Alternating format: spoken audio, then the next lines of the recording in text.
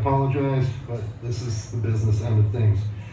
Funding and material support for the 2024 Young Emerging Writers Summer Internship Program is generously provided by the Illinois Arts Council, the Regional Development Authority, the Hubbell Waterman Foundation, the Moline Regional Community Foundation, Modern Woodmen of America, the Tim Curry Endowment for Youth Writing Programs at Quad City Community Foundation, the Have Life Foundation, the C.D. Wyman Memorial Trust, and the Melvin McKay Charitable Trust, the Mary Ida Giddens Nouse Trust, and the Rock Island Public Library, and Rozz-Tox. Please give it up for our sponsors.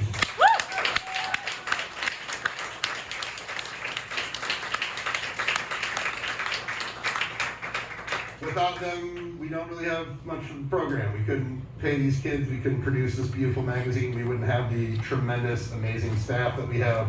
So we were very grateful for them for making all this possible. I'm not going to introduce everybody. I don't want to be up here for a million years because I don't talk, and everyone wants to hear people read and not me talk. So please give it up for, I'm just going to run through this list. Please give it up for all of our staff, in no particular order, but all of these people are awesome and they make everything that happened this summer possible. I'm just going to go in the order I have here. Erica Eastland, Sarah Gation, Sophia Best, who I have to pause and say, tomorrow is her last day with the Midwest Writing Center. We are very sad about it, but please give it up for Sophia Best.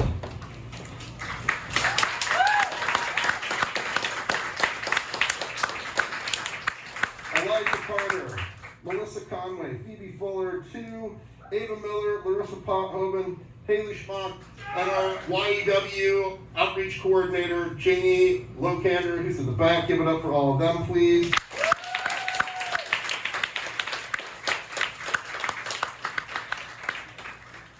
And as always, we give it up for Lars Besky-Wren, who we missed very much, who this issue of the Atlas and all future issues of the Atlas will be dedicated to. We love you, Lars.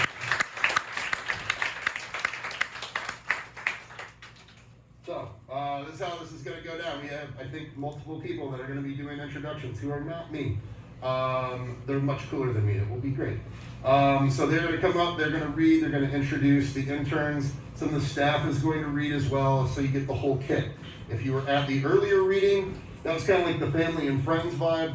What I like to I like to describe this part of the event as the more kind of the midnight ramble. If you know what that means, exactly. So it can be a little spicier, you might hear some language, there might be some things, and that's okay. People need to express themselves how they need to express themselves, and we encourage and support people to do that, especially at a time when a whole lot of people would try to silence a whole lot of people who want to talk, people who want to ban books, all those kind of folks. We don't like those folks.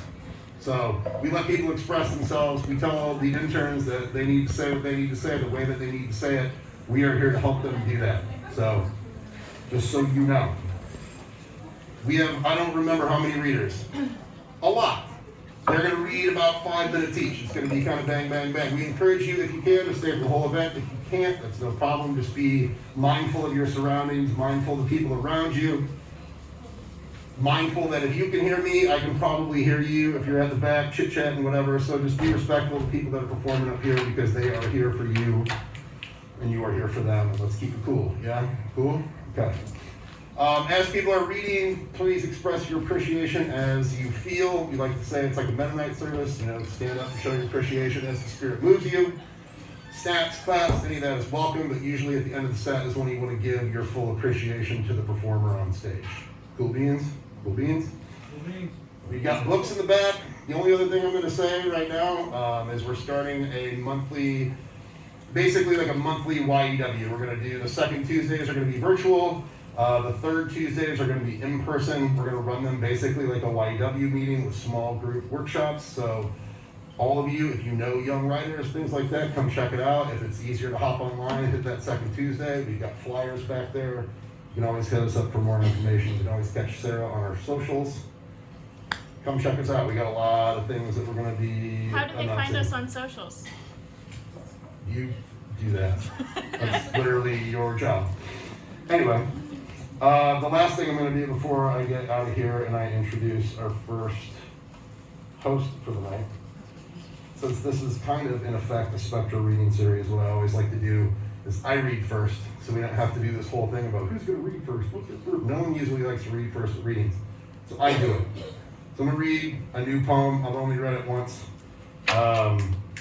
It's for some people in my writing community, but I'm reading this for you all and for your writing community tonight. The community that you built over the summer that I hope continues indefinitely into perpetuity, because it's the best thing you can have as a writer, I would say, is other writers that you care about, who care about you and care about your work, that you can lean on, that you respect. It's the best thing, and it's the best thing that we try to cultivate. So I hope we've done that to some extent. So I'm going to read a short poem, and I'm going to hand it off to one of our workshop leaders and poet extraordinaire, Melissa Conway. This poem is called The Nothing as the Chicago Mothman. Some bridges eat trucks. Some are eaten by winged, red-eyed devils.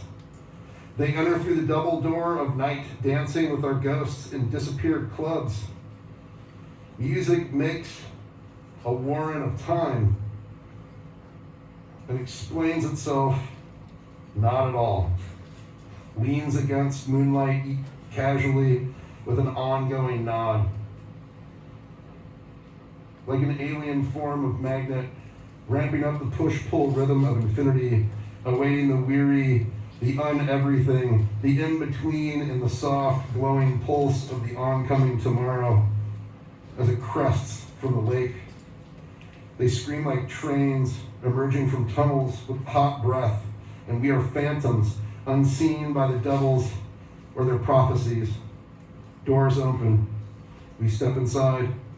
We hear we step inside and we let the sound take us home. Please welcome Melissa Conway.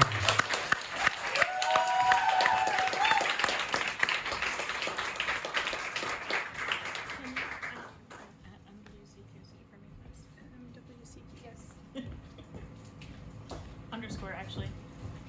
What? Underscore. You can follow the Midwest Writing Center on socials at MWCQ_QC. Thank you. Anything for you, Sarah? Sorry, I can't hear letters. Hi everyone, my name is Melissa Conway. I was one of the workshop leaders this year. I just wanted to really quick give a shout out to all of you coming out to support this. I think these are just some of the absolutely most talented young artists that we've got. So it just means the world to see such a packed house. So give it up for yourselves.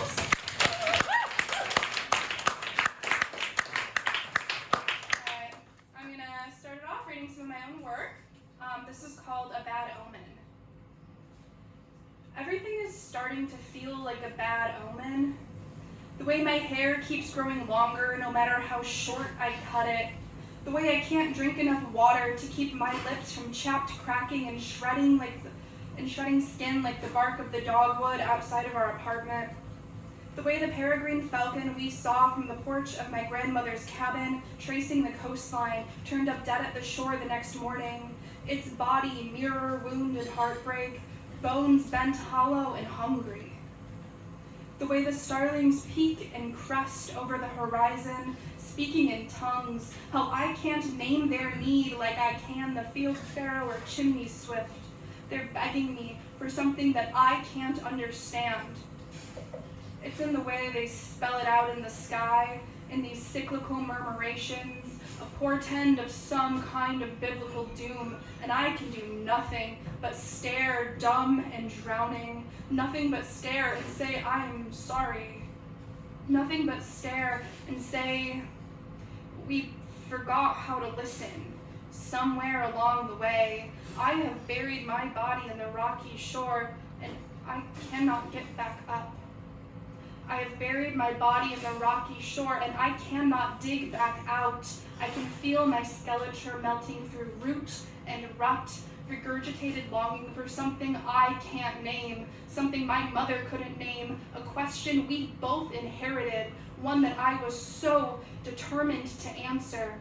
But somewhere along the way, I had buried my body far, far underneath where the shore meets horizon, meets sky, meets song, and it is all starting to feel like a bad omen. Thank you.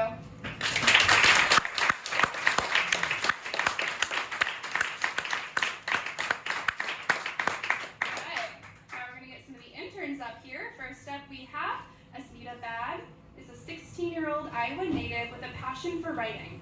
She started writing poetry at the age of 9 and self-published her first chapbook in 2021.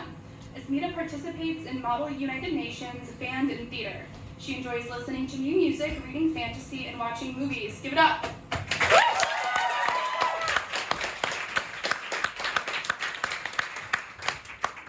There you go. Alrighty. So the poem that I will be reading today is called I Know You See Me. And if you want to follow along, it's page 70 in the book. I know you can see me dying when your hand holds my neck. I am choking on your half-said words. I am crying as I hold the phone. I am being held in yours. I wonder if you can hear me as you laugh on the other line. I asked you once to tell me the truth. Do you love me? Do you hate me? Can you stand to see my face? I got my answer in Cheshire Cat smiles and blinding blue eyes. Or maybe they were yellow, something cancerous and cruel. I'd like to believe we were cut from the same cloth. When we speak, I'd like to believe we both have the voice. I hope it's inside of us screaming for more. But we are both loveless fools. We're both bad at whatever this is. So hold me till I die. At least then I will be held. Thank you.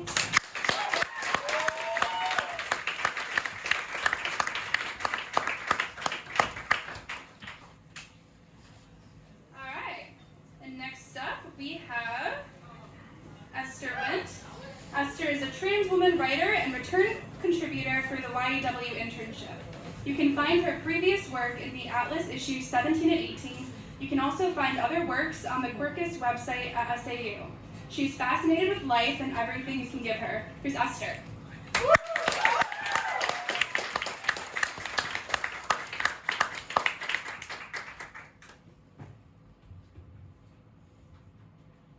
Thank you. My name is Esther. And just a heads up, this piece does have some language. I just thought y'all should know that. Okay, this poem is titled Fastest Fuck Poem. And it is after Hot Ass Poem by Jennifer Knox.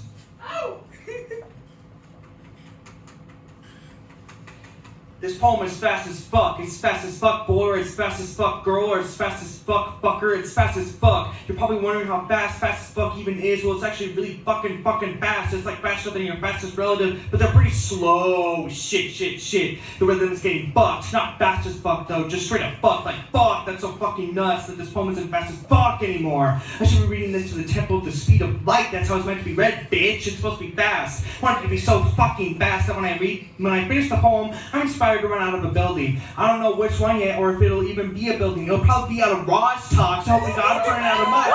Rozz-Tox, and if it is out of Rozz-Tox, I'll be running out fast as fuck, of course, and I'll grab a bomb or something, and I'll run out into the street, and I'll be out running every fucking car, and it'll be so fucking fast, and in their fucking fast cars will be like, damn, that girl's running really fucking fast, and I'm like, yeah, I'm fast as fuck, bitch. I'm so fucking fast, shoot me out of a cannon, and have my skin rip off, and just allow my soul to burst into fireworks, because I'm the fastest person in the fucking world, for fuck's sake.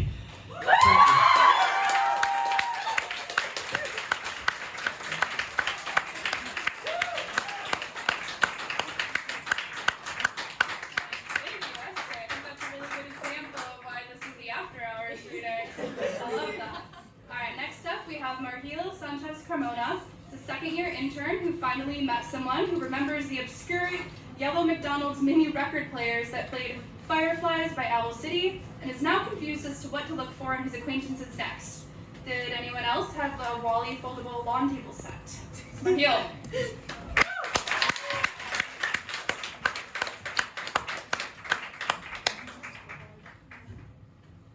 Hello. So I'm going to be reading from a email that should have been forwarded to all of you residents. If you can't find it in your inbox, it should be on page 11. Hello residents. A little belated, but happy Pride Month. The Summerside HOA would like to express that we are all neighbors and should treat each other respectfully. In celebration of Pride and the LGBTQ+ community within our lovely Summerside neighborhood, we will be temporarily lifting our ban on Pride flags for the month of June. Let those rainbow flags fly before you take them down on June 30th or face the usual consequences. On the topic of policy, we'd like to send out an official reminder that the summer months are not an excuse to let your lawns run amok. Multiple resident complaints have cited browning and yellowing lawns along Prairie and Summerside drives. We know the drought has brought complications upon us, and we sympathize with any and all residents who have been affected, but policy is policy. As a result, we will be more strictly enforcing our lawn and yard standards in the coming weeks. All residents must make sure that lawns are maintained at a hue between tag 32 CD32 and tag 138808 and a height below 3.5 inches. If residents on Access Memorial Avenue have kept up with policy, so can everyone else. Now, Summerside, we need to have a serious chat. Here at Summerside, we cherish the diversity instilled within our community. It is now time that we ask everyone in the neighborhood to unite in light of the new resolution that has been approved by the city government. Some of you have had experience with disenfranchisement and unfair legislative treatment, and this is no different. We, the Summerside HOA, are appalled by the city government's decision to approve a $5 million multi-family housing project beside the grounds of our lovely Summerside Memorial Park. Construction of the 7-story project would pollute the views of Summerside Memorial Park and attract unwanted crowds to our serene community. The project is also estimated to bring down Summerside housing costs an average of $12,000 per unit. So we expect our residents to strictly disapprove of this project as a sign of solidarity with your fellow residents. Thus, we humbly ask you to join us next Tuesday, June 18th at City Hall to say no to Project Now. The public forum will be from 5 to 7 p.m. at City Hall. Show up in your Summerside shirts and help us shut it down. Finally, attached to this email, you will find a scan of the neighborhood online forum /Q&A that went live last week. We encourage every resident to read through it to be aware of the needs of their neighbors in our Summerside community. Now, for some upcoming neighborhood events. Note, not all neighborhood events are hosted by the HOA, but all are approved by the HOA. Saturday, from 1 to 1:05 p.m., Diana and Alejandro's Driveway, Summerside Neighborhoods Pride Parade. Tuesday, from 5 to 7 p.m. at City Hall, Summerside takes over City Hall! Wear your shirts. Meet in the west parking lot near door W3. On Friday, from 4:30 to 6 p.m. at Summerside Memorial Park Pavilion, we will have a Michael Access Memorial Picnic Dinner. It's the one we have every year. Come join your neighbors in celebrating late resident Michael Access of Access Tech, who founded our Summerside community in 1986. Sunday, from 6 to 6:30 p.m. at Summerside Drive, Laura Chen's mass expulsion from Summerside. Bring food and drinks. And finally, last day of June on Sunday, from 6:30 to 7 p.m. at Diana and Alejandro's Driveway, join Neighborhood Watch for a pride flag takedown. Happy June, happy summer, and best wishes, beloved residents, from Thomas Bingley, he, him, 2024 HOA President, 1488 Summerside Drive, Chestnut Maple Oak Hills, Iowa. And now for our public forum. Abigail Batson, someone ran over my sprinklers. I cannot water my lawn. Is there anything I can do? I want to avoid a citation. Hi, Abigail. Thank you so much for your concern. Have you tried watering your lawn manually? You can also get number 32 CD32 paint at Costco. Please have it done by next week.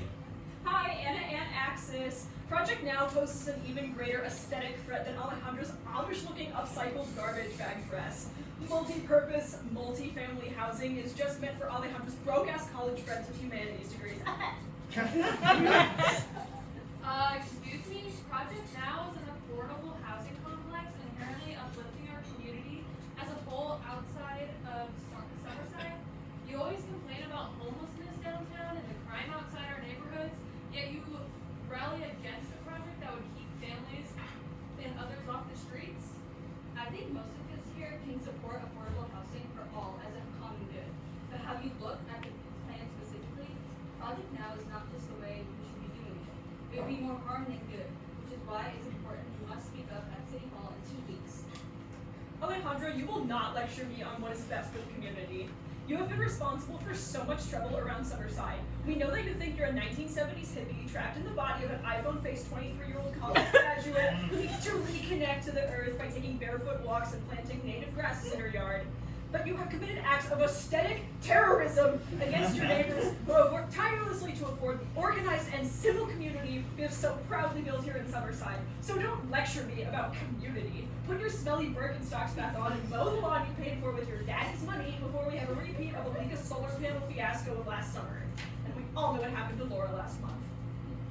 James McNutt. There is a busted street light on my driveway. Can we get someone to fix it as quick as possible? I had my flag up still for Memorial Day and we're not supposed to leave them unlit. Hi, James. I'm really sorry, and we all sympathize with your concern. There's also a busted street light on Hamilton Avenue, which is causing problems since we are keeping flags up until the 4th of July.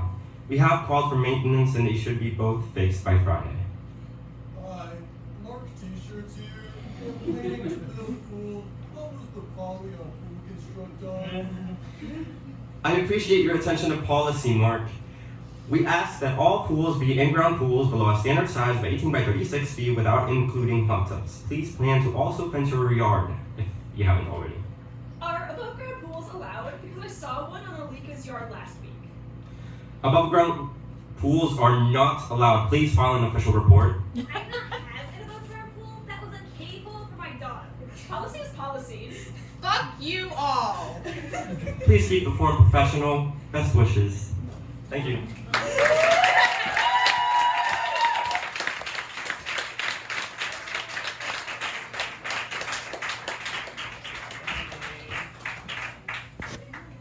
God, I love the teamwork. Give it up one more time for all of those participants.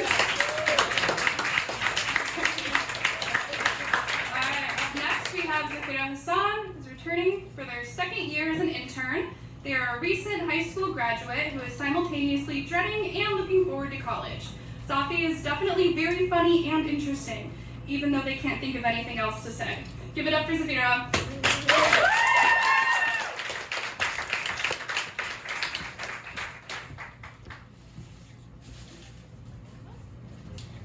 Hello. I'm going to be reading the piece To Palestine for my father, and it's on page 1. So, a promise is made to return, to stay, to live, to resist. A promise is spoken by her daughter across the sea, who she can only cherish through phone calls. Her granddaughter sleeping in a tent, dreaming of a home that has turned to dust. Her sister a street over, but a maze of cement and barbed wire away. Her son, but who did not grow up, but from whose bones blossomed poppies. A promise is whispered through lungs crushed under generations of devastation, under the blood-soaked claw of the one true democracy, under the weight of their lives and the lives of all who are their world, their loves, their souls. A promise dies only when it is made by thieves, whose mouths froth with entitlement and snarl at humanity, only when it is made by rabid men armed with rifles and missiles in America, branded with a stolen star to hide behind. It becomes a lie, and lies are doomed to wither and fade. A promise is born in a drive from Jerusalem to Ramallah to Gaza, made without held breaths, without checkpoints full of overeager gunmen. And a key clicking into a lock, the door swinging open to reveal that no strangers occupy the space within. And an olive tree sprouting from the soil, planted by hands born from the land. And a father carrying his children to the home they haven't met but have always known. A promise is born in a mother pressing a kiss to her child's forehead with the solace of knowing it will not be the last. We will not die, we will not forget. This I promise you.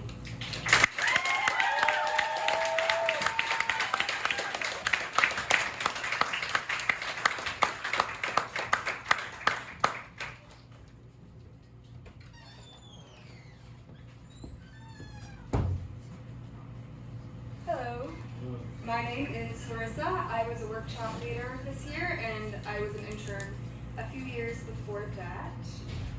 And I have one piece for y'all today, and it's titled All the Time in the World. People say that home is where the heart is.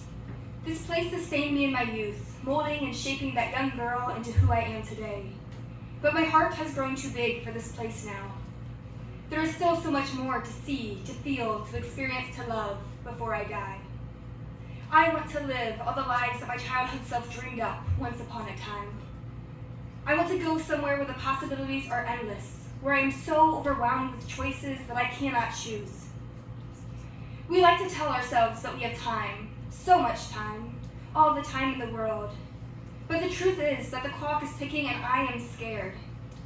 Scared that when the time comes, I won't have done enough with my life. Scared my hopes and dreams will dissolve into nothingness and forgotten memories. Scared that everyone I love will disappear before my eyes. Scared I'm so busy mourning the past that I miss the present, thinking of what could have been, so I'm not paying attention as my life unfolds before my eyes. I want to live and appreciate every second. I know I ask for too much, and dreaming big often leads to disappointment. But I've decided to choke out fear and grab the world with as much as I can hold and wring every last experience out. Because we only have one life, and I got pretty tired of not living it. Now is the time to live. I don't want to wait until I'm old and retired if I even live that long. Money comes back, but memories don't, so I don't want to waste a single second where I could be exploring the world and making new friends. I don't want to wait until my knees and hips give out, when more than just rain wreaks havoc on my joints, when I am too old to hike and climb spiral staircases and go on long walks in the city. No, I am young now, and won't be getting any younger. So now is the time to seize the day, the moment, how every goddamn second that is afforded to me, because it all goes by far too fast. And I want to tell my nieces and nephews that I lived, truly lived, and know that I'm not lying. Throwing my fears to the wind, I'll dive right in. And who knows, maybe I'll be surprised by how it all works out in the end. Thank you.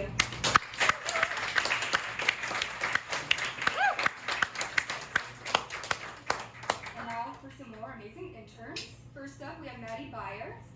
Maddie Byer has too many siblings and uses them for writing inspiration. If she sees you, she will memorize your face, find out your name, and follow you around. When not stalking people or at church, she practices violin 40 hours a day, hoping to become the next Joshua Heifetz. Please welcome Maddie up.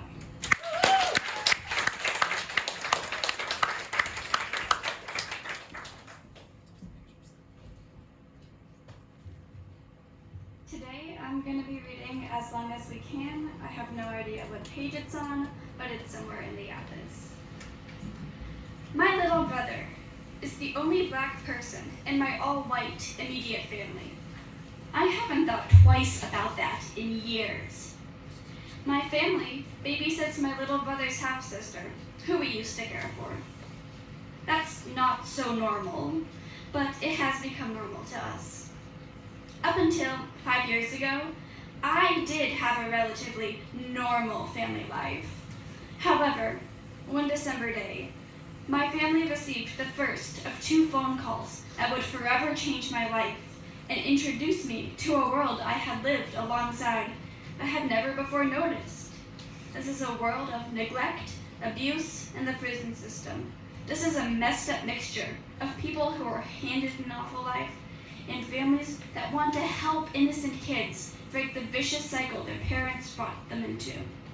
This is the foster care system.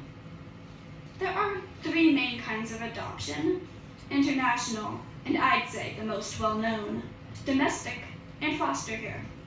International adoption is adopting kids from other countries. Domestic adoption is where people pay to have their profile given to expecting mothers who can't care for their babies, and then the mother picks parents for her baby. Foster care removes children from their homes in order to give their birth parents the chance to get their lives back together and make their living situation safe for their kids. Unlike international and domestic adoptions, there is no guarantee that a foster family will adopt a kid that is placed into their care. Foster care is by far the messiest, hardest, and most painful of the 3 adoption types. Foster care is the unexpected phone call, the skinny, hollow-eyed kid that prompted the school to call the police, the baby taken away at the hospital because the positive drug test qualifies as child abuse before the baby is even born. Foster care is an inefficient court system that keeps kids in care for years.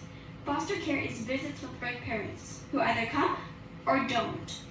Foster care is the idiot family court judge who would rather send the child home than keep her safe. Foster care is overworked, underpaid social workers. Foster care is neglect, trauma, addiction, loss, self-harm, violence, and tears. With foster care, there is no guarantee the kid they pull out of the car will be with you forever. I can think of nothing more beautiful.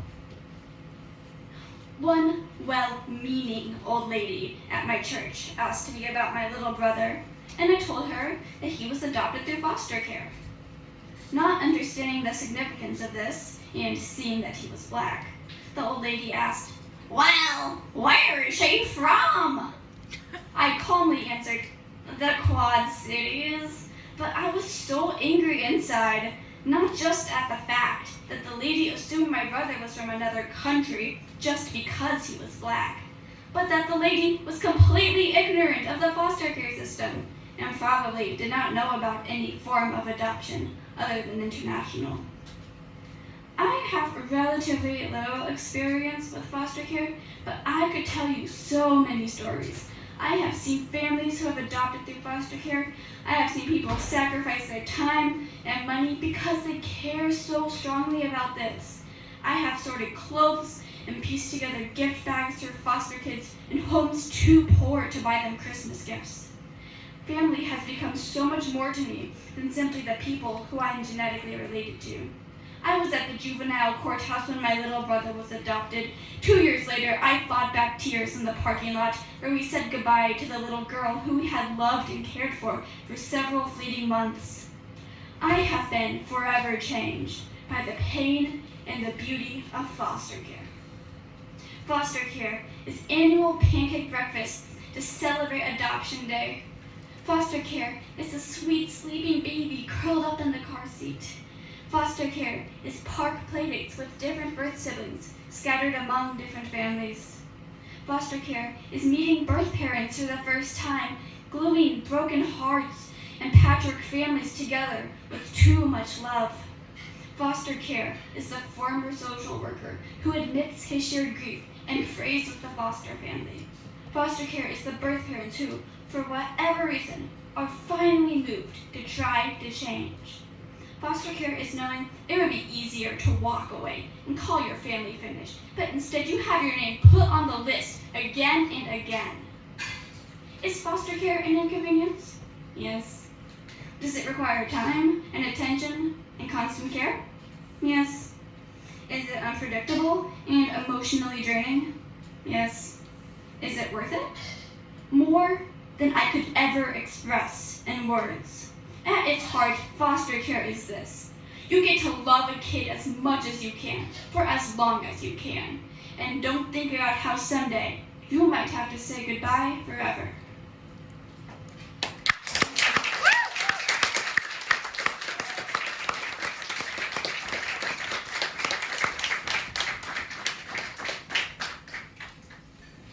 Thank you, Maddie. Up next, we have Sam Miller. Sam Miller is a 16-year-old, and this is their first year as an intern. You can usually find them reading or writing, accompanied by a caffeinated drink. They strongly believe in the importance of storytelling and the sharing of experiences.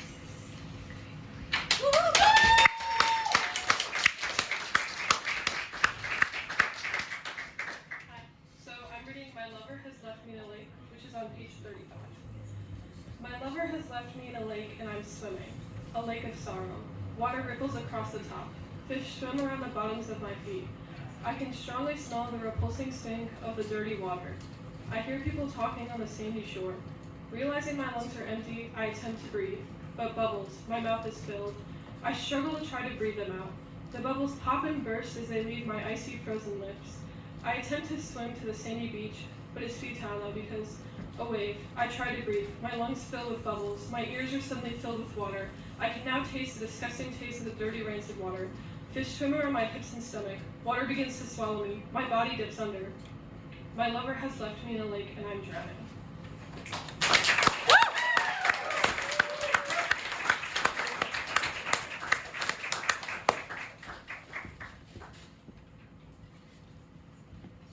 Thank you, Sam. Up next is George. George Young is going into his senior year at Riverdale Senior High School. Yes, like the show.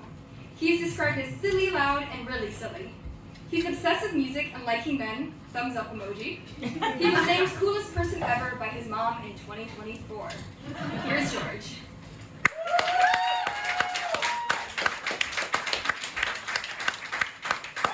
Hi, I'm George. I'm going to be reading my piece Man versus Bear versus Me. Content warning, this talks about like sexual assault and rape, so stay safe if you have to. I've always had an irrational fear of bears.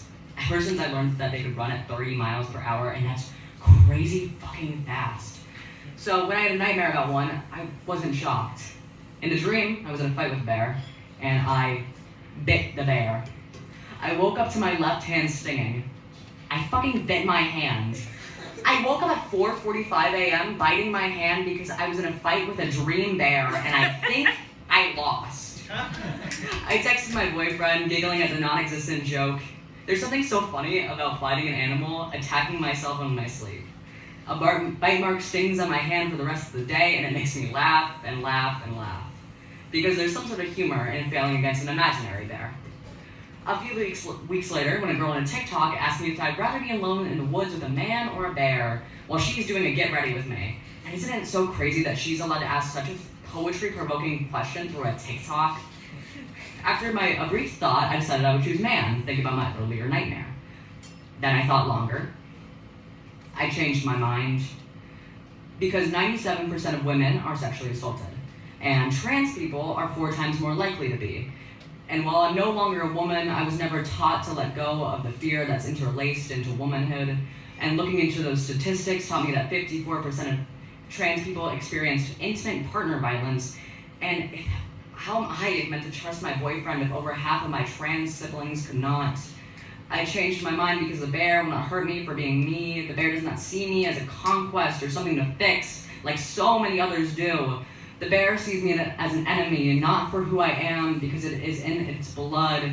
I choose the bear because any pain it causes is instinctual. It needs to feed. Its children needs to eat. And I cannot blame it for being defensive in the woods. I am an intruder in its home. The man will try to argue that his actions are instinctual, but he knew better. The bear does not know better.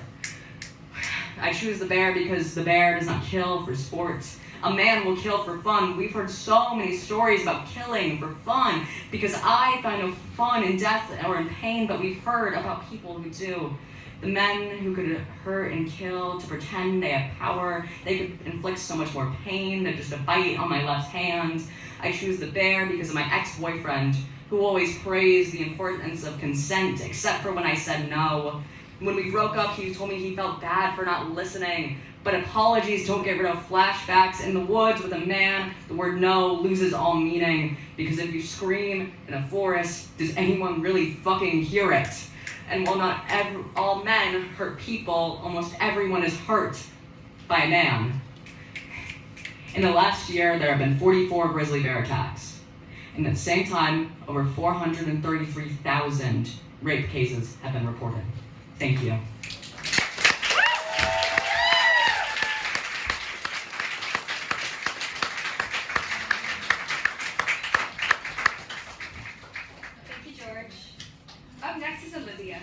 Olivia Hike is a 17-year-old girl who enjoys being with animals more than being with people. She takes care of a demonically possessed being, her cat, and is often trapped within YouTube's world of cat videos and memes if she isn't outside testing the laws of physics. Give it up for Olivia.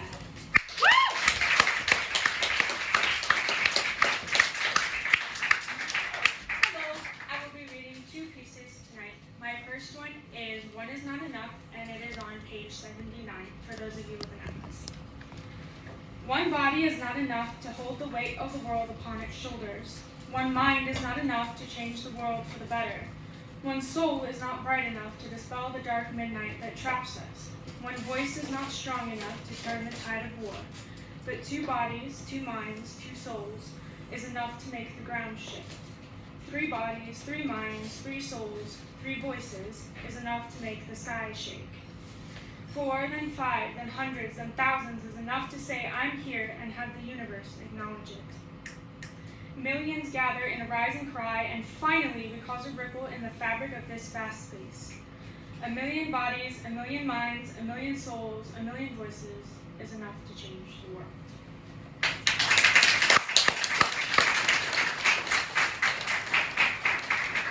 My second piece is called To the Ulysses of the World. For those of you with an atlas, it's the last piece on page 131. To the people who come from humble beginnings, whether that be in field and farm or town and city. To the people who rise to a challenge that seems far too big for them to handle. To the people who fight for those who can't. To the people who fight for themselves when no one else will.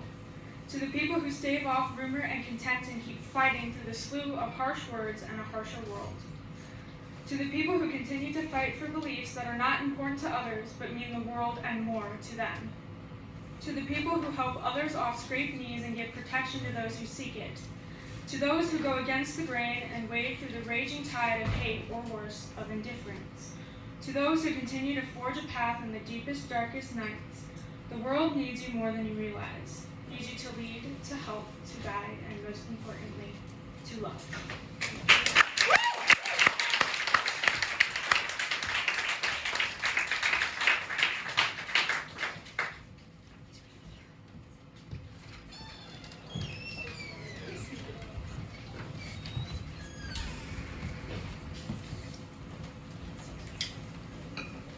Hello.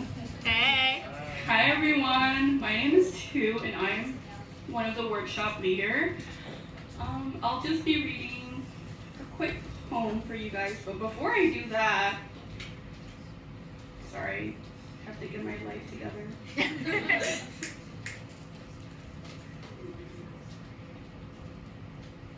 So the poem that I'll be reading for you guys is actually in response to Mandalay by Rudyard Kipling. So before I read my poem, I'll read you his. Fun fact about Rudyard Kipling, he's extremely white, extremely racist. Yeah, and he's never been to Burma, the poem that, he's writing about. So, this is his. By the old mole mine pagoda, looking lazily at the sea, there's a Burma girl is sitting, and I know she thinks of me. For the wind and the palm trees and the temple bell, they say, come you back, you British soldier, come you back to Mandalay. Come you back to Mandalay, where the old flotilla lay. Can't you hear the paddle clucking from Rangoon to Mandalay? On the road to Mandalay, where the flying fishes play, and the dawn comes up like thunder out of China across the bay. I'm not gonna read all of that, but that's the gist of it.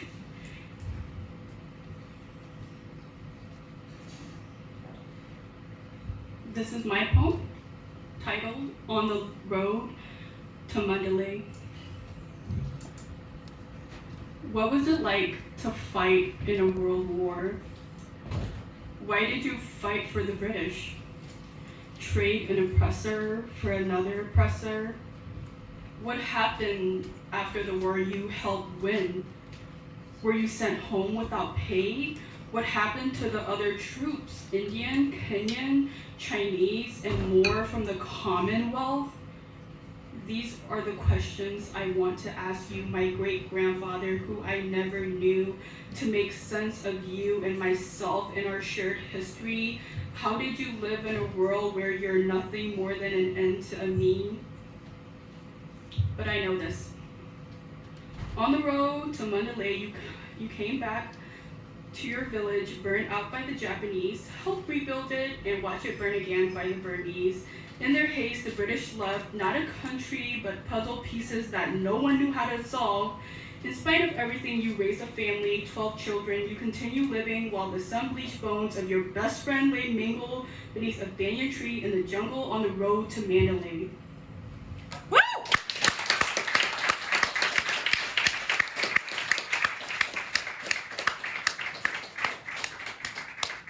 Our next wonderful intern that will be reading is Carter Stevenson.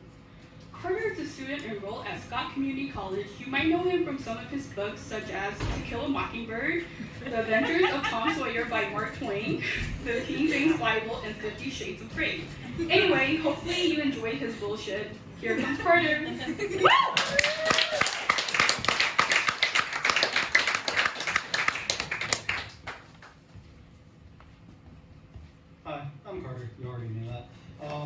Thank you, one fan. I think my thing is on 46. It's kind of long, so well, I'm only gonna like read part of it. Also, it's emo, warning, you can tell by the hair. You get used to it. You can get used to anything eventually. Slowly turn the knob to the point you aren't even quite sure it's moving. Checking your back to see if death is here to claim you from the fractured world. Gently pushing the door to see if it's ready to give way. Gradually letting it ease open, wincing at every tiny creak from the hinges. The dried blood streak on the tile floor. You can get used to anything. All that matters is how much of it you can take. Slowly, I let my boot cross the threshold from chaos to calm into the apartment, bringing my foot down silently. The next leg is quick to follow, but not too quick. Finally on solid ground, I allow myself a quiet sigh. Turning to the nightstand besides the door, I grab the WD-40 and methodically oil the hinges of the door, moving from each groove of the hinges, one by one. Place the oil can back on the nightstand. I peer outside to see if I was followed. Not a soul. Finally, I let the door seal me in silently. An exhausted smile wraps around my face as I lean the back of my head against the door and sink to the floor. One strap after another, I release my backpack, enjoying the freedom of its absence. I lay it resting against the wall, gentle with the barrel of the rifle. I'll leave most of its contents behind, but grab a few things. First, the lock to remember her by. Well, she's not gone. She'll always be here, with me. One big, happy family. We're fine. She's safe now. It just feels wrong to be separated from her. I nod, the smile returning. I didn't even realize it left. Secondly, the handcuffs. Third, their gifts, tucking them into my pocket. Nodding, I stand, turning back around, facing the house. I let out another sigh. I'm home, I cry out, smile wide. She doesn't respond. I know she hears me. She's been very busy recently, very, very busy. I just can't expect her to be there for me all the time. Focus. I tread through the living room, staying on the red carpet rolled out before me. Carpet. It's carpet chains. Air commotion from the dining room. She finally smells me. She tears into the living room, rope dragging behind her as she flies into my arms. I cackle, she knocks me to the ground. She's in my arms again, she's here. Hey Gracie, how was your day? She doesn't respond, she never does. She's too busy slamming her arms against me, stubs her hands, their hands James. A vision of her face blurs slightly as I rise. I begin holding her to still her shaking. That's great, Gracie. Gracie, you're here. I chuckle a little. Oh, how was Dave's day? I trail off. He was there today. I know he was. I saw him like the shadow he is, a fleeting thing blending in with it all in the fading light.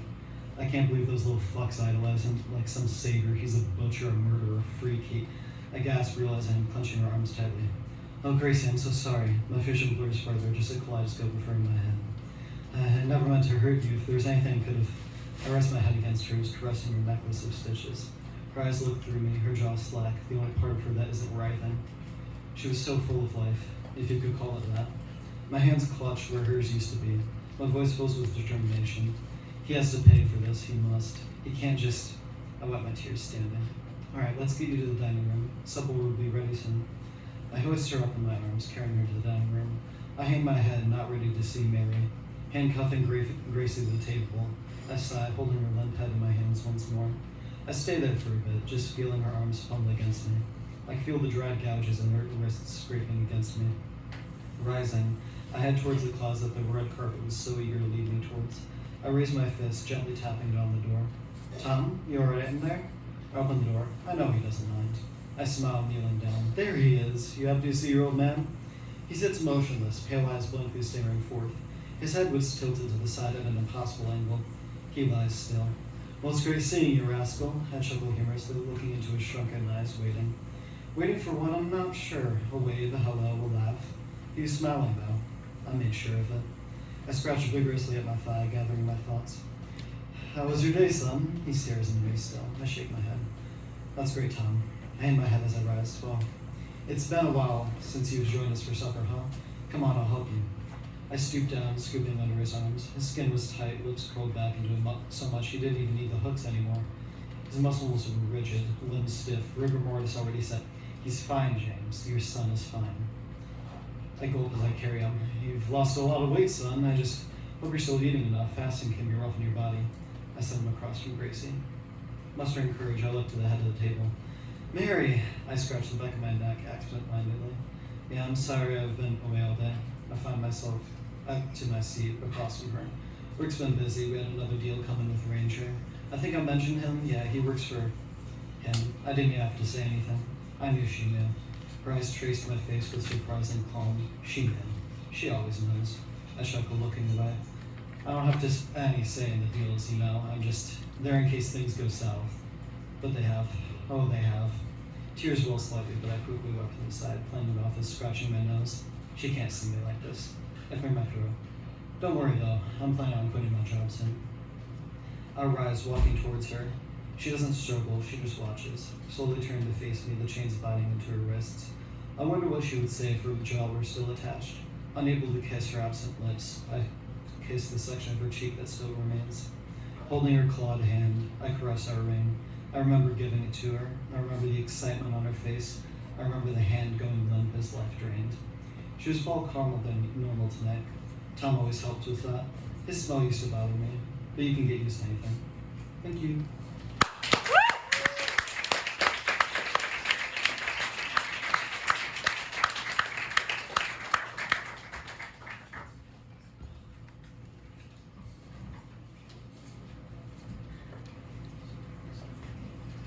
Our next amazing intern is Emily Barnes. Emily is a writer and aspiring medical examiner with a love of rom-coms and anatomical parts. When not working on crafting the perfect meet cute or killing off her character, she can be found listening to Dolly Parton on repeat or binge watching Grey's Anatomy. Welcome, Emily.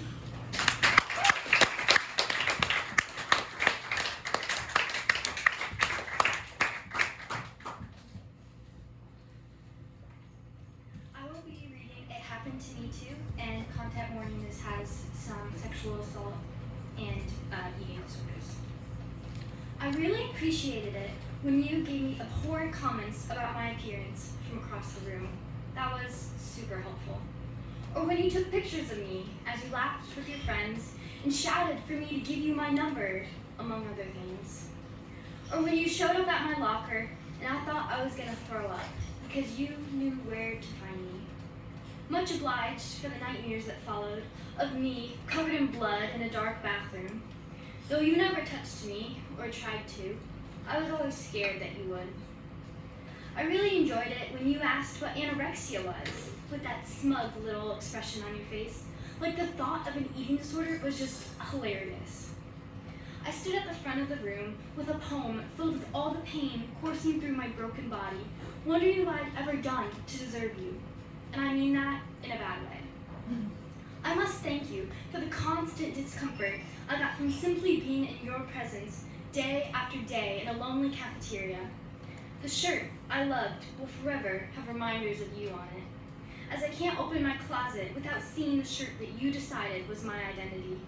Hey, yellow shirt girl, you would call from the other side of the room, even in the weeks that followed when I wore anything that would help me blend in. But that didn't stop you. Thank you for teaching me to overanalyze everything I say, everything I wear. Because of you, I kept my head down and my shorts long and my shirts loose. I'm so grateful for the time I was on social media and you beautifully detailed what you would like to do to me, as you hid behind walls and distance never before present. I remember sleeping on my parents' floor, wrapped up in a yellow blanket, trying to fall asleep without seeing your face staring back at me. It's been almost 2 years since we've met. I've yet to touch that shirt, though I long to finally put you behind me once and for all. I wish I could burn it, since I couldn't burn you, but maybe wearing it in spite is the next best thing. Love, Yellow Shirt Girl. Thank you.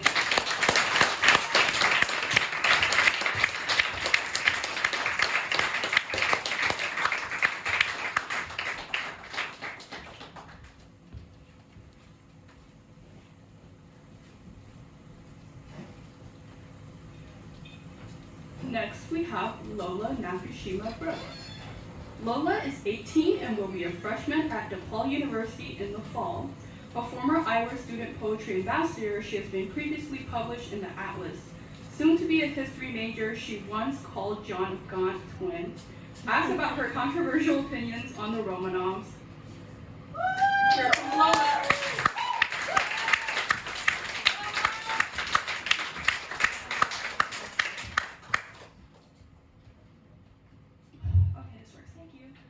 Okay, so one piece that I'm going to read tonight. It's from the Atlas. It's on page 72.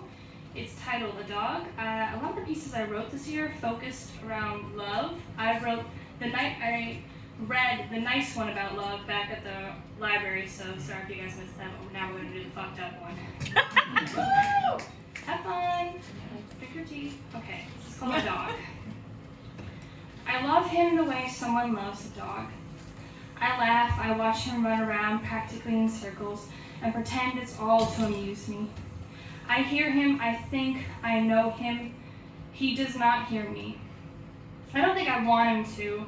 I wouldn't know what to do. He seems like a dog, with those bright eyes, that floppy hair. The way he looks at you, expectant, waiting for you to tell him what to do. He is always going to be there whether you want him to be or not. I want him to feed out of my hand and learn to never bite it, to worship those hands that feed him. He's like a dog. He appears whenever someone's snacking in class. You can train him. He'll do what you ask, but you don't always know why. I want devotion. Those blue eyes looking up at me, wet and shining and offering his mouth. I did this for you. A dead animal, something he got from me and me alone. A kiss. When he smiles, his teeth are shining, his canines are sharp. I want him at my beck and call. I know he wouldn't listen to me. I don't know him. Or rather, I want to be his dog. I want to be under his control. I want to trust in it, to know all he does is for me, to know morning, noon, and night that he will want me. God, I want to be his dog. I want to wait at the door each day for him to be fed, caressed. I could sit and wait patiently for him, wait for days, months, and years. I could be a patient dog, a good dog. I could do what he tells me to do. When he comes home, back to me, I let him run his hands all over me, a loyal pet. And when he sits at his dinner table, I find my place at his feet just to be near him. Part of me wants him to put me out of my misery, to look me in the eyes, tell me he loves me, and kill me. I want him to make it all stop. I want it to be him that takes me out back and puts me down. The trouble is that I look into his eyes and I understand nothing, feel nothing in response to my adoration. The trouble is that dogs underneath it are wild animals, violent beings. They devote their entire beings to something, but they do not have hands to hold it. They have teeth to rip it to pieces. The trouble is that I'm afraid that he could hurt me, that he could sink his teeth into me, that he could tear a piece of me off and leave a scar, a reminder of what this does to me. The trouble is that I'm afraid that I would let him, that I'd bare my neck and shut my eyes, waiting for the teeth to close around my skin. The trouble is that I want him to. I want him to bite me and hate myself, spend the rest of his life curled against me in the bed, and then getting up to guard the door when he knows I'm asleep. Spend the rest of his life trying to atone for his sin. The trouble is that if I cared about him, I would let him go and put him down. The trouble is with dogs is that you can't love something and expect a reward. I love him like a dog. The way he wanders around the truth, I'll never tell. I'll keep him on a leash with the way he circles around my life, always out of reach and never too far to call for. I'll never drag him closer to me, never take that chance that I never got. I'll keep the leash. I'll keep it around my neck and never let go until you wander too far and I stay in place. I'll let that leash tighten around my neck. I am going to let it kill me. Thank you.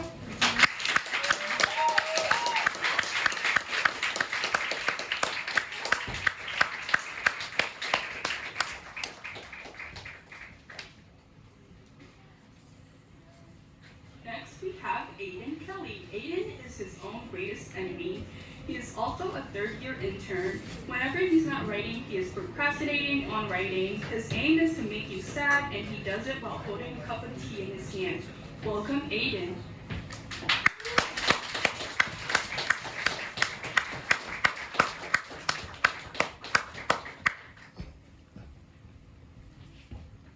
Okay, it's about the right height, I'd say.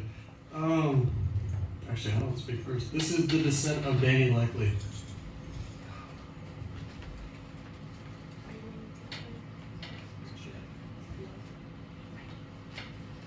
Meet the author.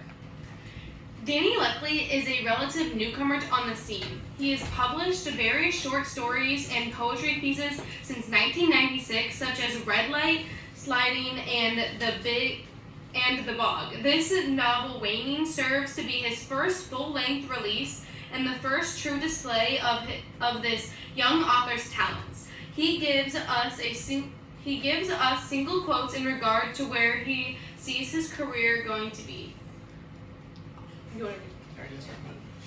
I'll become something.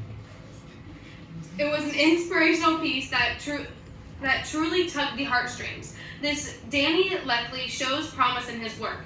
The chemistry between two leads felt organic, as if this was something deprived from Leckley's own life. Misplaced Eternity has to be his most interesting work to date. It made me question my own life. As a matter of fact, I wonder if I've done right by the people in my own life. Who have I hurt? A superb piece, leaving me wanting nothing more from Leckley. Independent reviewer Albert Irwin on Misplaced Eternity. Dude, journal entry 10/14/03. He liked my work. I can scarcely believe it. For much of my life, I've had practically no audience to draw from, no one I could ask, what'd you think? This piece was merely a stretch of myself. He got that right. I've suffered so much in my own life. So many people have just come and gone. Why won't they ever stay? Maybe, just maybe, if I keep writing, they will. Maybe I finally got it figured out. This is how I finally break the cycle of loss. I'll be made anew. By and large, a strange but welcome departure from Leckley in this book. He's never delved into the fantastical like this before. While his work is by and large fiction, this book takes up a mantle to the greatest extent.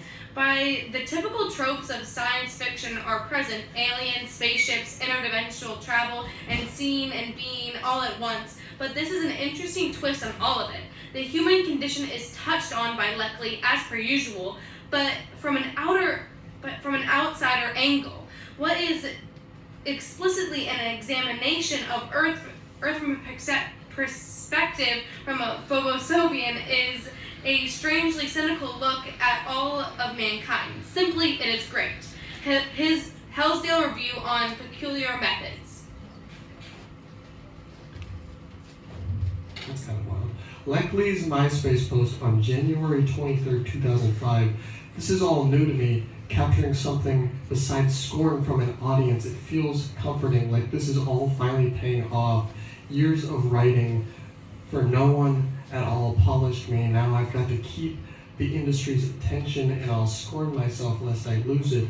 I'll show the truth to all my newfound fans, and that is a promise. I want to thank everyone for their continued support, and I cannot emphasize how great my gratitude is. Sincerely, DL.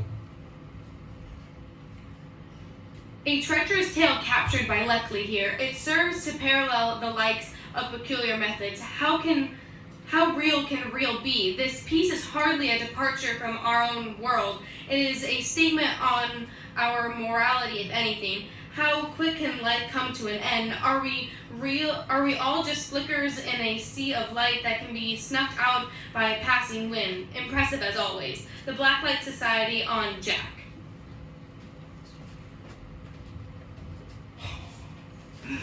Meet the author. Danny Leckley has been writing since 1996 and released his first full-length novel, Waning, in 2000.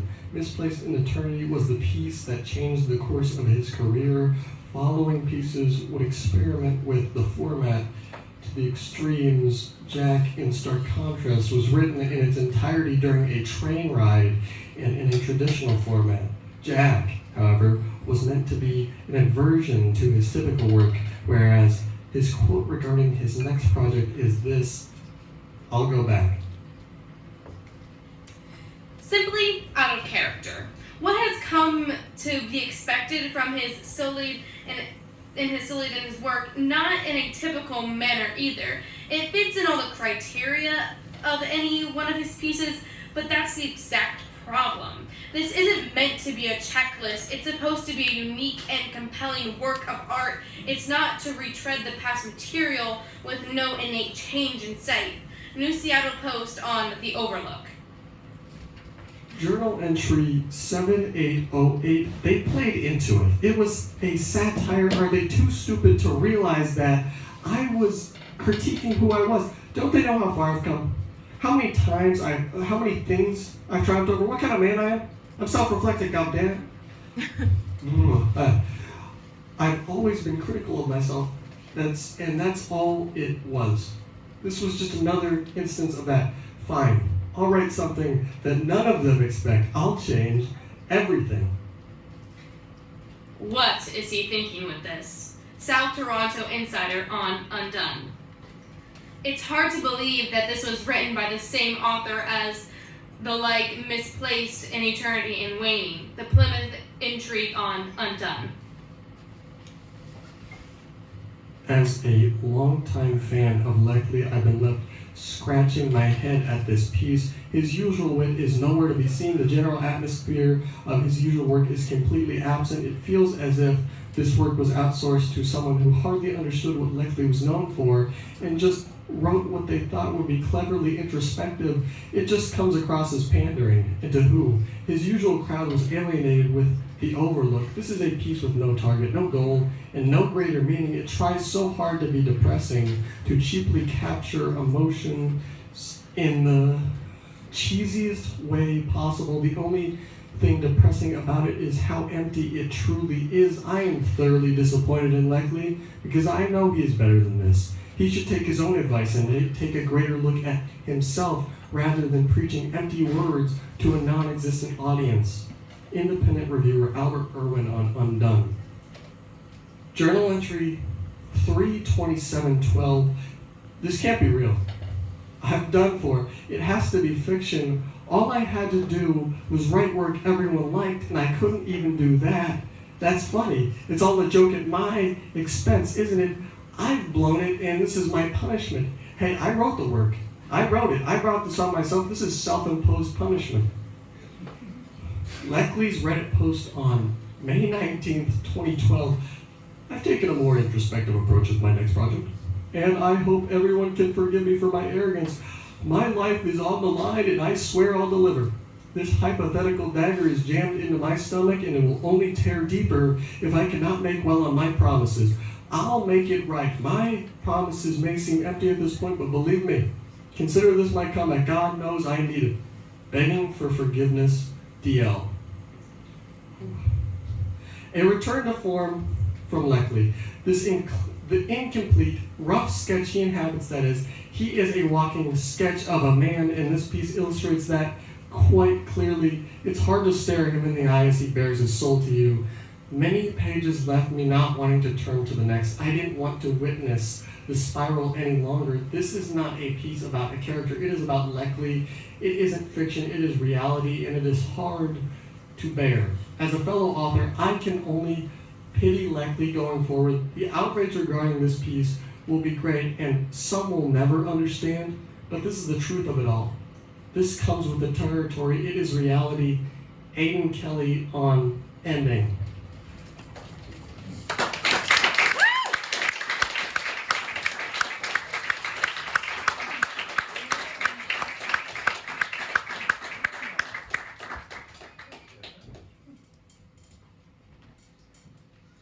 Our next reader is Caroline Page. Caroline is a rising senior at Geneseo High School. Her favorite pastimes include editing, essay, emailing her English teacher, and any minor inconveniences, and hanging out with friends. She enjoys writing fictional poems and never writes anything about real people or experiences. Enjoy, Caroline. Hello.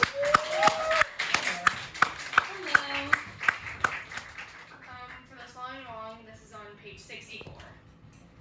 A damn good poem. I can write a good poem. I can write a damn good poem. I I can write you a poem about death knocking on life's door too soon, or an ode to grief and cite it with my grievances.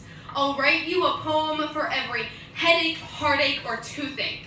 I have poems detailing the spiral of misery that follows the cold winter months, and poems ripping my first love to shreds.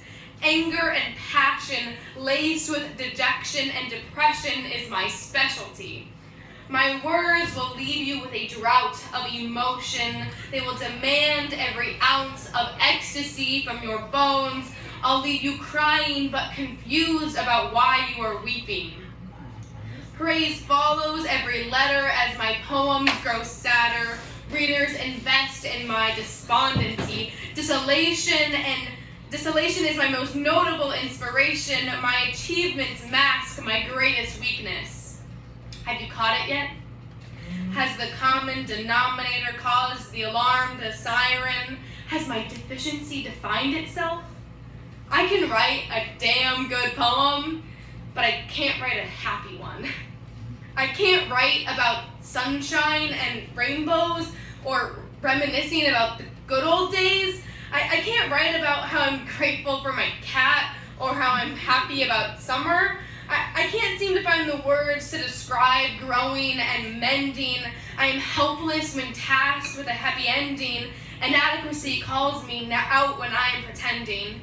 It's easier to write a sad poem. Melancholy hits harder. Despair drives feeling into desensitized souls. So I'll write you a damn good poem and watch as the happiness leaves your eyes, but I will not apologize for my tragic poems, because a sad poem is easier to sell. Thank you.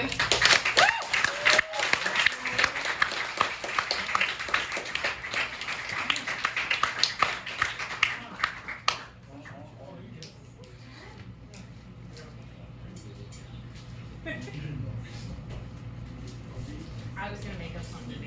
Okay, sorry. Hello, my name's Haley Schmock. I've been with the Midwest Writing Center since Atlas 13, so it's about 6 years.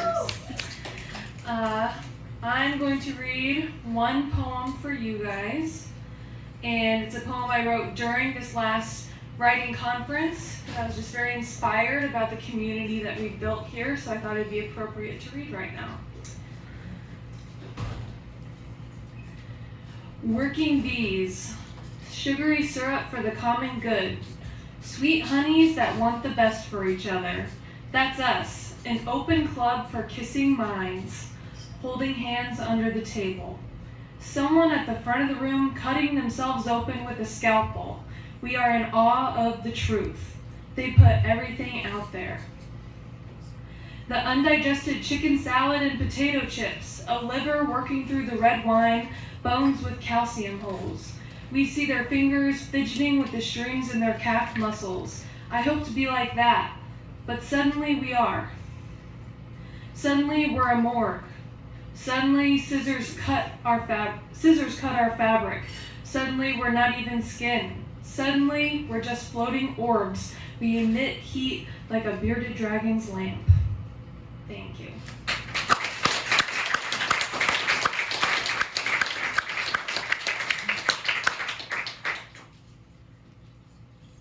So the next intern up is Amani Lopez. Amani Lopez often disappears during the day due to activities many refer to as saving the city. A Batman sort of hobby, but, we cannot all possibly be Batman. It is not mathematically possible. Somebody needs to be the little bird-esque sidekick. There you go.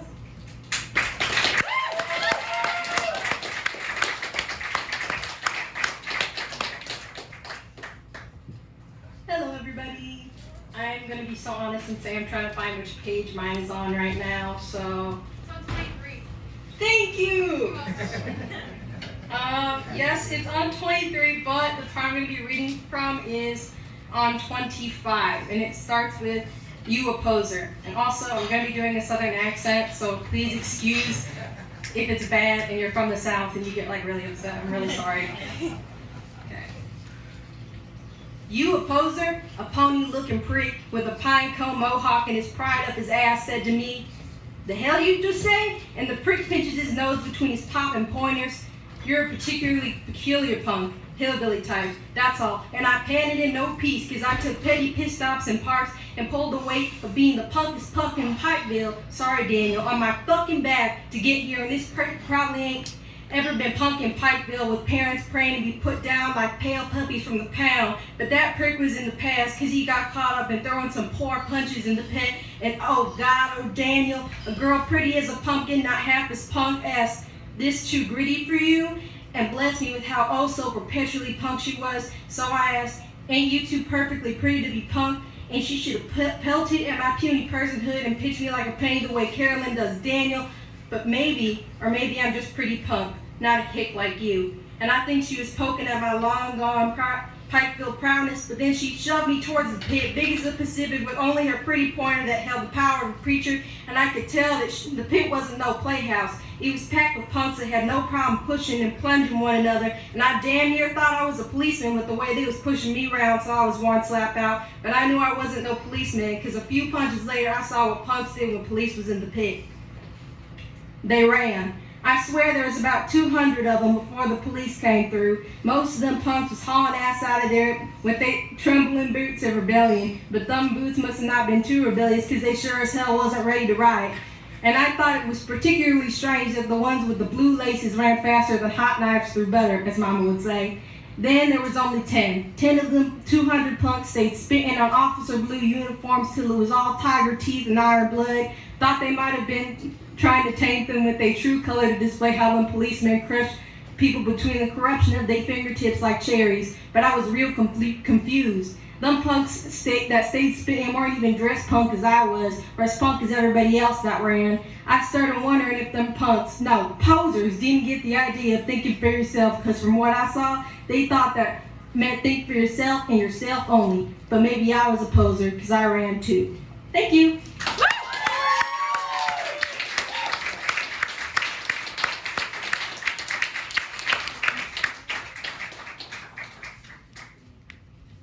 Up next is Danny Wasson-Hove, is a 17-year-old with 4 cats, a lot of free time, and an insatiable hunger for fan fiction and too much creativity.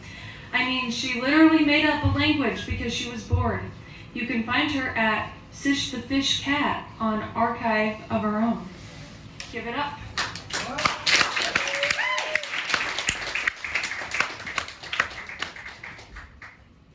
First off, I would like to say that it is pronounced Kish with a hard C. Everyone gets that right. If it gets it wrong, it's fine. This poem is dedicated to my cat, who does not give a single shit, but I love her anyway, because I would not be here without her. And it's not in the atlas, it's one I wrote randomly. It's called Supernova. Many years ago, at 7:59 a.m., a star was born. At first, the star was bright. They were intelligent. They were gifted. Because the star was so brilliant, they were often bored. How could schoolwork entertain them when they always finished it first? Despite realizing this, teachers ignored them, only focusing on those who struggle, when they're not the only ones who need help. Eventually, the star found a way to entertain themselves. They read a series of books, not knowing that the books were middle school level and they were only in 3rd grade. This only served to further the idea that the star was gifted. They only had one friend, their best friend, and that's all they wanted. But then, in 5th grade, even that was taken from them too. The star had to switch elementary schools for reasons they only learned many years later. By the way, it was a divorce and cheating. Being thrust into a completely new environment, they tried to make friends. They tried to live up to the expectations placed on them, because they were the gifted kid. But it wasn't enough, and one day the dam snapped, and a brilliant star became a paranoia-riddled mess. As they moved to middle school, the star was reunited with their best friend, so all was good, right? Walking into 6th grade, they assumed everything would be easy, because it always was. But the moment the star walked in, its shine dimmed. Because the star realized that they weren't gifted, they were a fucking idiot. Math turned into a jumble of numbers, letters, and symbols. English turned into streams of nonsensical ramblings, and science turned into a mess of formulas and fancy words. But still, the star tried to keep up. They tried not to disappoint, but they still did, because they were not gifted. Finally, high school moved around. The star was more comfortable in their skin. They felt better about themselves. But as the years passed, and near the end of their mandatory schooling years, the anxiety set back in. So, the star kept pushing themselves to do better, to turn in every assignment, to ace every test. but it's never enough. Because the stars never learned how to try. They never needed to. They were gifted, right? Nowadays, the star is dim. Its ever-present shine as a child is no longer visible. They went from being as bright as the sun to as bright as a black hole. But the star is okay with this. Because I no longer want to be a star, I want to be a fucking supernova. Thank you.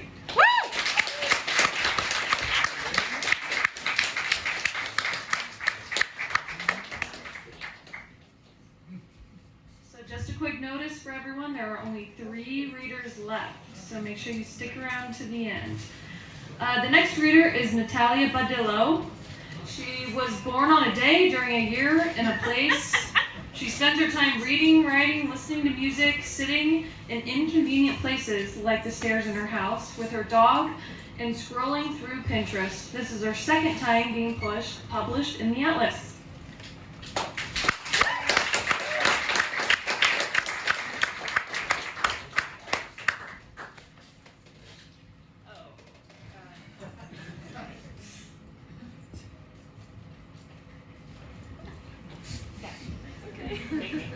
Messed up last time, right? Goodness, okay. Thank you. Take a look. Okay. I'm going to be reading Job Listing, which, if I'm correct, which I really hope I am, otherwise I'm going all this way for nothing. It should be on 122. Yeah, okay. It's on 122. Okay. Wanted. Exorcist, priest, or medium to remove my mother-in-law's spirit from our house. Object of concern, the china cabinet we received after her death. It fell on her and she passed soon after. Seriously, I am getting tired of seeing her when I walk into the kitchen to get a glass of water at midnight. She's not scary exactly, but she's incredibly judgmental, and every morning she asks if that's really what I'm wearing to work. She watches TV with us, sits at the dinner table with us, insists on floating over me as I make meals, and I'm not sure how she does it, but she manages to knit while sitting in the middle of the couch. I tried talking to my wife about this, but she doesn't seem to think it's a problem, even though her mother likes to chase me around the house and trip me with the scarves she's knitted. I thought I was rid of her when she died, but now she's haunting my home. Please make her leave. Job qualifications: have 1 or more siblings, have a high annoyance tolerance. Access to holy water, in case things get ugly. High self-confidence, she's good at taking that away. And listening skills, or being good at faking them. Edit. Apparently, she was watching me write this, and now she's complaining to my wife, and every time I get out a glass for water, she knocks it over.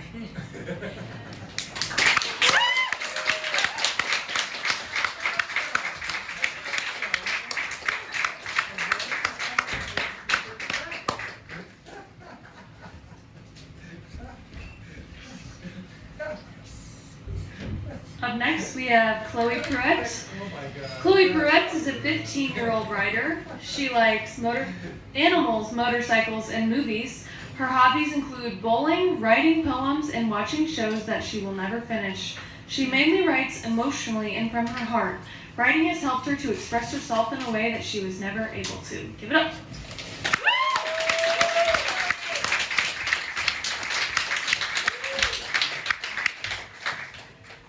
The piece I will be reading is on page 16. It's called The Letter I Never Sent, and it is in honor of my brother who passed away last year. Content warning: mental illness, suicide, mentions of suicide. Okay. The Letter I Never Sent. Dear sister, I really can't take this anymore. I know you will hurt, but pain is corrupting every part of my body. My nose is smelling things that aren't there. My eyes are seeing drones that will haunt me. My ears are hearing voices that aren't present. My brain is telling me that I am being spied on. My arms are throwing out important technologies like phones and televisions. I'm trying, but it's my time to go. I lived my life already. Now I want you to live yours. I want you to have the family that you've dreamt of with the girl that you're meant to be with. I want your writing to thrive at its greatest so you can become the journalist you've dreamt of being. Your smile should be as big as it was when we would listen to Pink. I still remember when we would blast her music while swimming in the pool. I loved when we would dance to Rihanna while putting on a fashion show, wearing all of the wigs from my drag collection. Always remember Akasha. I know you will never get to see her, but I will always let my alter ego shine. I will always remember your thick, long brown hair from when you were little and bright blue eyes that shined up a room. Your obsession with my chihuahua, even though she would bite, was adorable but annoying. That tiny 6-year-old girl I would always throw up in the air while we were in the pool. You destroying me in Candyland was always fun because of how happy you were. I always teased you when I lost, telling you that I will win next time. I rarely won, sadly. Christmas was always fun, opening presents with the family. Getting that Nintendo one year became a highlight to us all. We would take turns playing Mario Kart because there were more of us than there were controllers. Both of us loved playing as the baby princesses, Peach and Daisy, as we would yell profanities at each other. I loved all of these good times with you, but it's time for you to go on without me. I know you will never forget me, but don't let that pain take your joy away. I know I'm hurting Mom. I know I'm letting Dad down. I know I'm not being a good big brother. I didn't mean to hand pain off to anyone. I'm just trying to get rid of mine. I love you to pieces. I'm sorry in advance that this letter will never be sent, but you deserve to hear my side. I love you dearly, your big bro.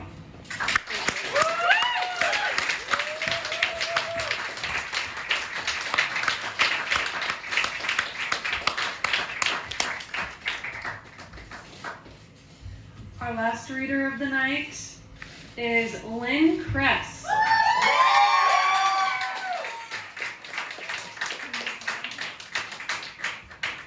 Lynn Kress is sort of akin to that freaky goat named Japeth from Hoodwinked. The most immediately unhelpful character in cinema ever, that sits on his own horns like a rocking chair and sings rather than answering other people's questions. Lynn is like that. Give it up.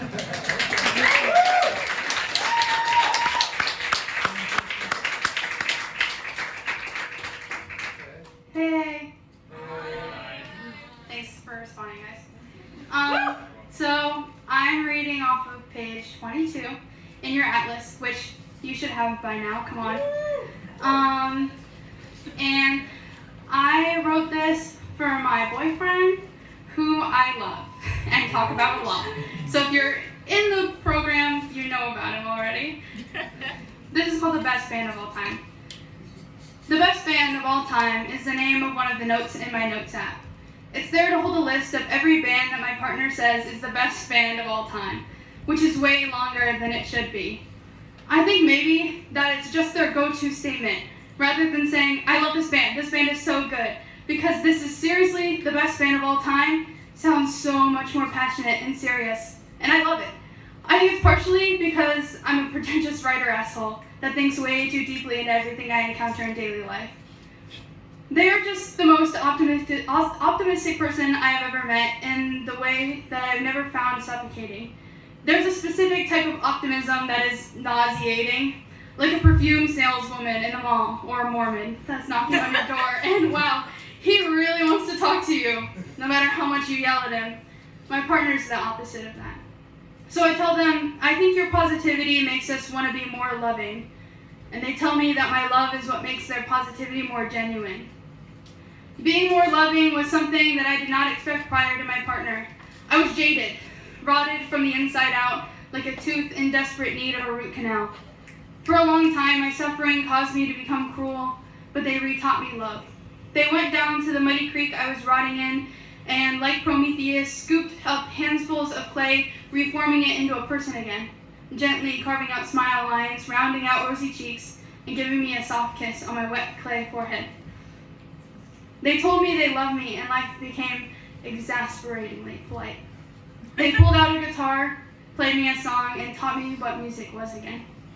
Thank you, and thank you for coming.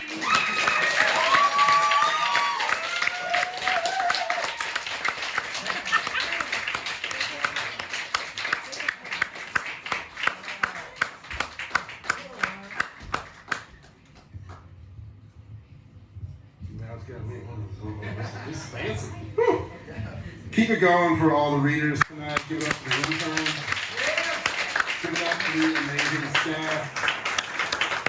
Give it up for Sarah. Give it up for Erica. Give it up for Rozz-Tox.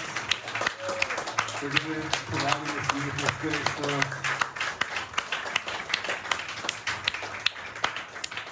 Thank you all so much for coming tonight and sticking around and making it awesome. There's so much good news coming. So if you're in the program, we'll be in touch. Keep your eyes peeled. And if you're not, get on board. It's going to be a big year. So thank you all for coming. We'll see you soon. Bye, all.